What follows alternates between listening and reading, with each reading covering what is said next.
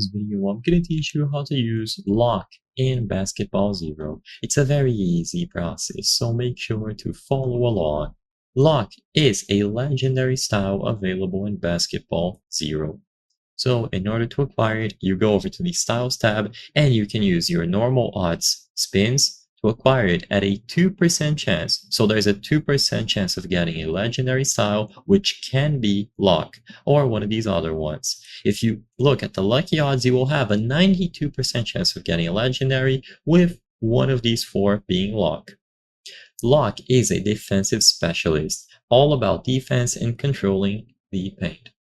So your primary defensive move is Function. It typically involves a powerful, long-range dash towards an opponent who is about to score or drive.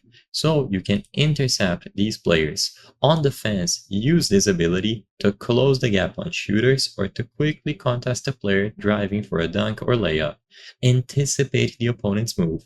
Activate the intercept or the defensive lock just as they commit to their shot or dribble move.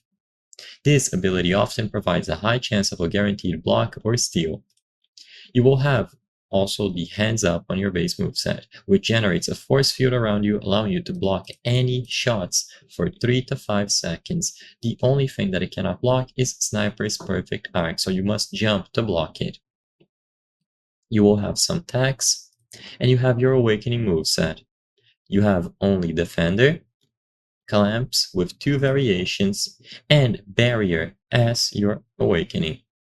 This style's Awakening, when activated, drastically boosts your defensive capabilities, often granting guaranteed blocks or creating a zone that prevents any opponent from scoring in the paint. So use it when the opponent's start player is setting up for a high percentage shot near the basket. So I hope I was able to help you. If this video helped you, please consider subscribing. As you can see, according to our channel metrics, 83% of the people watching our videos are not subscribed.